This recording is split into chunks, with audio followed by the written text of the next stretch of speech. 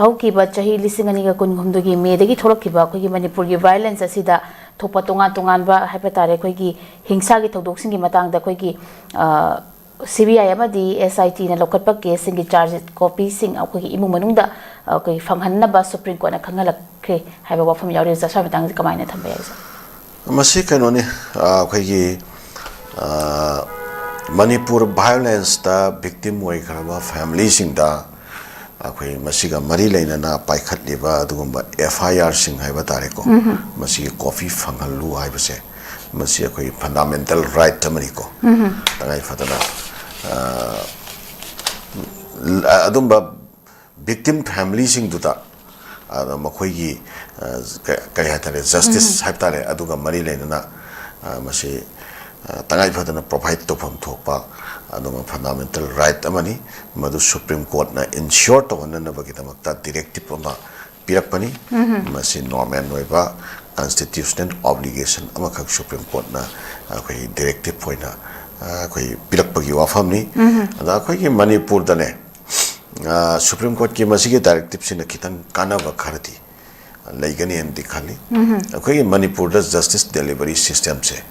ꯃꯁꯤ totally hopeless ꯑꯣꯏꯕ situation ꯈꯔ ꯂꯩꯌꯦ ꯑꯩꯈꯣꯏ ꯀꯩꯅꯣ ꯑꯃ ꯐꯥꯎꯕ ꯑꯩꯈꯣꯏꯒꯤ ꯄꯥꯏꯈꯠꯈꯤꯕ ꯏꯟꯚꯦꯁꯇꯤꯒꯦꯁꯟ CBIꯒꯤ ꯑꯣꯏꯁꯅꯨ ꯅꯠꯇ꯭ꯔꯒ NIAꯒꯤ ꯑꯣꯏꯁꯅꯨ ꯃꯅꯤꯄꯨꯔꯗ ꯄꯥꯏꯈꯠꯈꯤꯕ ꯏꯟꯚꯦꯁꯇꯤꯒꯦꯁꯟ ꯑꯃ ꯐꯥꯎꯕꯅꯦ ꯏꯐꯦꯛꯇꯤꯞ ꯑꯣꯏꯕ ꯔꯤꯖꯜꯒ ꯂꯣꯏꯅꯅ ꯃꯗꯨꯒꯤ ꯑꯥꯎꯠꯀꯝꯁꯦ ꯂꯥꯛꯄꯁꯤ ꯁꯨꯝ ꯃꯃꯥꯡꯒꯤ ꯀꯩꯅꯣꯁꯤꯡꯁꯤꯗ ꯈꯔ ꯌꯦꯡꯁꯦꯕꯀꯣ ꯀꯦꯁ ꯁ꯭ꯇꯗꯤ ꯇꯧꯔꯒ ꯌꯦꯡꯁꯦꯕ ꯀꯥꯏꯗ ꯀꯌꯥꯝ ꯌꯥꯝꯅ ꯂꯥꯛꯈ꯭ꯔꯒꯦ ꯍꯥꯏꯕ ꯄꯣꯠ ꯑꯃ ꯃꯅꯤꯄꯨꯔꯗ ꯃꯁꯤ ꯏꯇꯠ ꯇꯠꯇꯅ ꯐꯦꯜ ꯑꯣꯏꯔꯤꯁꯤ ꯀꯔꯤꯒꯤꯅꯣ ꯃꯁꯤ ꯌꯥꯝꯅ ꯑꯆꯧꯕ ꯀꯣꯏꯁꯟ ꯑꯃꯅꯤ ꯉꯔꯥꯡ ꯅꯍꯥꯟꯇ ꯑꯩꯈꯣꯏꯒꯤ ꯊꯣꯛꯈꯤꯕ ꯑꯩꯈꯣꯏꯒꯤ ꯑꯦꯛꯖꯥꯝꯄꯜ ꯑꯃꯈꯛ ꯑꯩ ꯍꯥꯏꯖꯔꯝꯒꯦ ꯑꯩꯈꯣꯏꯒꯤ ꯃꯤꯌꯥꯝꯒ ꯃꯤꯃꯥꯟꯅꯗ꯭ꯔꯕ ꯑꯗꯨꯝꯕ ꯃꯤꯁꯛ ꯑꯃꯈꯛ ꯑꯕꯗꯨꯜ ꯀꯥꯗꯤꯔ ꯀꯧꯕ ꯃꯌꯥꯏ ꯂꯝꯕꯤꯗ ꯑꯩꯈꯣꯏ ꯄꯥꯎꯕꯤꯗꯦꯛ ꯍꯥꯏꯕ ꯈꯨꯟꯗꯨꯗꯒꯤ ꯃꯤꯑꯣꯏ ꯑꯃꯈꯛ ꯃꯣꯞ ꯂꯤꯟꯆꯤꯡ ꯇꯧꯔꯒ ꯍꯥꯠꯄ ꯑꯗꯨꯒꯤ ꯀꯦꯁꯇꯨꯗ ꯆꯦꯟꯅꯈ꯭ꯔꯕ ꯑꯗꯨꯒꯨꯝꯕ ꯗꯥꯏꯔꯦꯛ ꯏꯟꯚꯣꯜꯕ ꯇꯧꯔꯕ ꯆꯦꯟꯅꯕꯗꯒꯤ ꯐꯥꯔꯒ ꯀꯁꯇꯗꯤꯗ ꯂꯩꯔꯕ ꯑꯗꯨ ꯃꯤꯑꯣꯏꯁꯤꯡꯗꯣ ꯁꯔꯀꯥꯔꯅ ꯍꯟꯖꯟꯅ ꯔꯤꯄꯤꯇꯦꯗꯂꯤ ꯄꯨꯂꯤꯁꯅ ꯚꯤꯛꯇꯤꯝꯒꯤ ꯐꯦꯃꯤꯂꯤꯗ JSCꯗ ꯑꯗꯨꯒ ꯂꯨꯞꯁꯤꯡꯗ ꯑꯩꯈꯣꯏ ꯌꯥꯝꯅ ꯁꯤꯒꯅꯤꯐꯤꯀꯦꯟꯠ ꯑꯣꯏꯕ ꯑꯗꯨꯝꯕ ꯀꯩꯅꯣꯃꯈꯛ ꯑꯦꯛꯖꯥꯝꯄꯂꯔꯤ ꯑꯣꯏꯕ ꯑꯗꯨꯒꯨꯝꯕ ꯄꯨꯂꯤꯁꯀꯤ ꯏꯅꯤꯁꯤꯌꯦꯇꯤꯞ ꯑꯃꯈꯛ ꯑꯩꯈꯣꯏ ꯂꯧꯒꯅꯤ ꯆꯞ ꯆꯥꯅ ꯃꯇꯝ ꯆꯥꯅ ꯑꯩꯈꯣꯏ ꯆꯥꯔꯖ ꯁꯤꯠ ꯁꯕꯃꯤꯠ ꯇꯧꯒꯅꯤ ꯍꯥꯏꯅ ꯊꯥꯖꯕ ꯄꯤꯔꯕ ꯃꯇꯨꯡꯗ ꯆꯥꯔꯖ ꯁꯤꯠꯁꯦ ꯊꯥ 3ꯒꯤ ꯃꯅꯨꯡꯗ ꯁꯕꯃꯤꯠ ꯇꯧꯒꯅꯤ ꯍꯥꯏꯕꯗꯣ ꯆꯥꯔꯖ ꯁꯤꯠꯁꯦ ꯊꯥ 3ꯒꯤ ꯃꯅꯨꯡꯗ ꯁꯕꯃꯤꯠ ꯇꯧꯔꯝꯗꯦꯕꯀꯣ ꯆꯥꯔꯖ ꯁꯤꯠ ꯊꯥ 3ꯒꯤ ꯃꯅꯨꯡꯗ ꯁꯕꯃꯤꯠ ꯇꯧꯔꯛꯇ꯭ꯔꯦ ꯍꯥꯏꯗꯅ ꯚꯥꯔꯇꯤꯌꯥ ꯅꯥꯏ ꯁꯟꯍꯤꯇꯥ ꯀꯣ BNS ꯁꯤꯒꯤ ꯃꯇꯨꯡ ꯏꯟꯅ ꯑꯅꯧꯕ ꯀ꯭ꯔꯤꯃꯤꯅꯦꯜ ꯂꯣꯁꯤꯒꯤ ꯃꯇꯨꯡ ꯏꯟꯅ ꯃꯇꯝ ꯆꯥꯅ ꯊꯥ 3 ꯐꯥꯎꯒꯤ ꯃꯅꯨꯡꯗ ꯆꯥꯔꯖ ꯁꯤꯠ ꯀꯩꯅꯣ ꯇꯧꯔꯛꯇ꯭ꯔꯒꯗꯤ ꯑꯩꯈꯣꯏꯒꯤ ꯀꯩꯅꯣꯒꯤ ꯃꯈꯥꯗ ꯑꯩꯈꯣꯏꯒꯤ ꯀꯔꯤ ꯍꯥꯏꯇꯥꯔꯦ ꯑꯩꯈꯣꯏꯒꯤ ꯀꯣꯔꯠꯅꯅꯦ ꯃꯁꯤ ꯕꯦꯜ ꯄꯤꯊꯣꯛꯈ꯭ꯔꯦꯕ ꯑꯩꯈꯣꯏꯒꯤ ꯍꯧꯖꯤꯛꯀꯤ ꯃꯤ ꯍꯥꯠꯄꯗ ꯗꯥꯏꯔꯦꯛ ꯏꯟꯚꯣꯜꯕ ꯇꯧꯔꯦ ꯍꯥꯏꯕꯁꯤ ꯄ꯭ꯔꯨꯐ ꯏꯚꯤꯗꯦꯟꯁꯀ ꯀꯣꯟꯅꯅ ꯆꯞ ꯆꯥꯅ ꯃꯥꯒꯤ ꯄ꯭ꯔꯥꯏꯃꯥ ꯐꯦꯁꯤ ꯂꯩꯗꯅ ꯆꯞ ꯆꯥꯕ ꯊꯥꯖꯕ ꯂꯩꯗꯅ ꯐꯥꯔꯒ ꯂꯩꯔꯤꯕ ꯃꯤꯑꯣꯏꯁꯤꯡꯁꯦ ꯃꯁꯤ ꯑꯟꯗꯔ ꯇ꯭ꯔꯥꯏꯜ ꯄ꯭ꯔꯤꯖꯅꯔ ꯑꯣꯏꯅ ꯊꯝꯕꯒꯤ ꯃꯍꯨꯠꯇ ꯃꯈꯣꯏꯁꯤꯡꯁꯦ ꯀꯩꯅꯣ ꯄꯤꯊꯣꯛꯈ꯭ꯔꯦ ꯕꯦꯜ ꯄꯤꯊꯣꯛꯈ꯭ꯔꯦꯕ ꯑꯗꯣ ꯕꯦꯜ ꯄꯤꯊꯣꯛꯑ ꯃꯇꯨꯡꯗ ꯀꯣꯟꯅ ꯑꯩꯈꯣꯏꯒꯤ ꯆꯥꯔꯖ ꯁꯤꯠꯁꯦ ꯇꯞꯅ ꯂꯥꯛꯑꯦꯕ ꯀꯦꯁꯇꯨꯕꯨꯗꯤ ꯆꯍꯤ 10 ꯆꯪꯕ꯭ꯔꯥ 30 ꯆꯪꯕ꯭ꯔꯥ ꯆꯍꯤ 50ꯁꯨ ꯆꯪꯕ ꯌꯥꯏꯀꯣ ꯑꯗꯣ ꯀ꯭ꯔꯤꯃꯤꯅꯦꯜꯁꯤꯡꯗꯣ ꯃꯌꯨꯝꯗ ꯐ꯭ꯔꯤ ꯍꯦꯟꯗ ꯃꯌꯨꯝꯗ ꯂꯩꯕꯒꯤ ꯈꯨꯗꯣꯡꯆꯥꯕ ꯑꯃꯗꯤ ꯐꯪꯈ꯭ꯔꯦꯕ ꯅꯣꯔꯃꯦꯜ ꯂꯥꯏꯐ ꯑꯃ ꯄꯤꯈ꯭ꯔꯦꯕ ꯀ꯭ꯔꯤꯃꯤꯅꯦꯜꯁꯤꯡꯁꯦ ꯑꯗꯨ ꯑꯣꯏꯇꯥꯔꯒꯗꯤ ꯑꯥꯏꯟꯅ ꯌꯥꯗꯕ ꯊꯕꯛꯁꯤ ꯇꯧꯕꯗ ꯀꯅꯥꯅ ꯄ꯭ꯔꯣꯕ꯭ꯂꯦꯝꯅꯦꯅ ꯈꯜꯂꯛꯀꯗꯣꯏꯅꯣ ꯁꯤ ꯖꯁꯇꯤꯁꯁꯤ ꯄꯨꯔꯥ ꯐꯦꯜ ꯑꯣꯏꯔꯕꯅꯦꯕ ꯁꯤ ꯁꯤꯁꯇꯦꯝꯁꯦ ꯑꯗꯣ ꯀꯔꯤꯒꯤꯅꯣ ꯊꯥ 3 ꯐꯥꯎꯕꯒꯤ ꯃꯅꯨꯡꯗ ꯆꯥꯔꯖ ꯁꯤꯠ ꯁꯕꯃꯤꯠ ꯇꯧꯗ꯭ꯔꯤꯕꯁꯦ ꯃꯥꯒꯤ ꯃꯊꯧ ꯆꯞ ꯆꯥꯅ ꯇꯧꯔꯝꯗ꯭ꯔꯤꯕ ꯄꯨꯂꯤꯁ ꯑꯣꯐꯤꯁꯥꯔꯁꯤꯡꯗꯨꯒꯤ ꯃꯊꯛꯇ ꯑꯥꯏꯟꯒꯤ ꯑꯗꯨ ꯆꯞ ꯆꯥꯅ ꯑꯦꯛꯁꯟ ꯂꯧꯈꯠꯄ ꯉꯝꯕ ꯀꯣꯔꯠꯅ ꯑꯣꯏꯁꯅꯨ ꯅꯠꯇ꯭ꯔꯒ ꯂꯩꯉꯥꯛꯅ ꯑꯣꯏꯁꯅꯨ ꯃꯥꯏ ꯄꯤꯐꯝ ꯊꯣꯛꯄ ꯇꯥꯏꯃꯤꯡꯗꯨꯒꯤ ꯃꯅꯨꯡꯗ ꯄꯤꯔꯝꯗ ꯇꯥꯔꯒꯗꯤ ꯃꯗꯨꯒꯤ ꯔꯦꯁꯄꯣꯟꯁꯤꯕꯤꯂꯤꯇꯤꯗꯣ ꯀꯟꯁꯔꯟ ꯑꯣꯐꯤꯁꯥꯔꯗꯨꯒꯤ ꯃꯊꯛꯇ fix ꯇꯧꯕꯤꯌꯣꯕ adu nata taragati Supreme Court ki directive se lising masu laksan over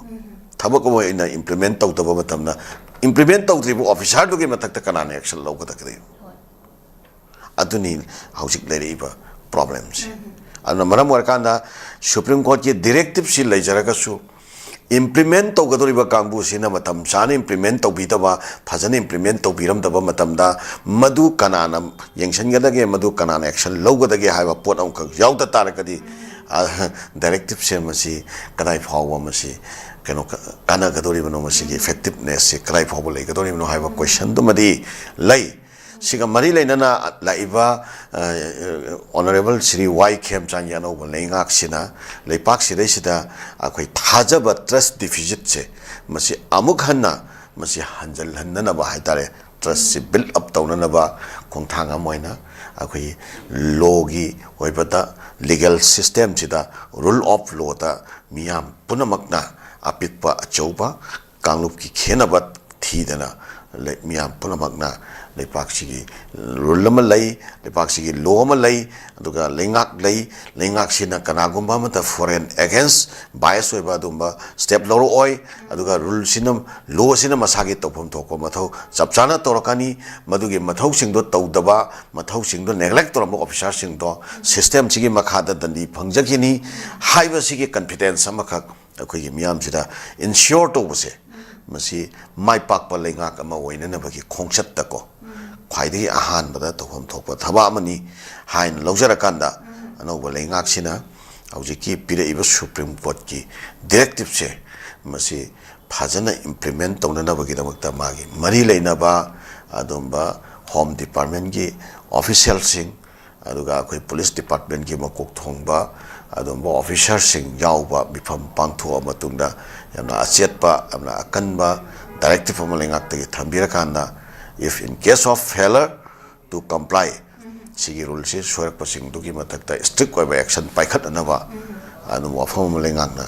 achetpa phirap ko loina na thambiraga yengsen biraga thabaksi paikhat piraga di Supreme Court na pira iba directive se masi kana bado chapchana leigadra haina tumaina thajaba observation dumsa thamjage aroi boina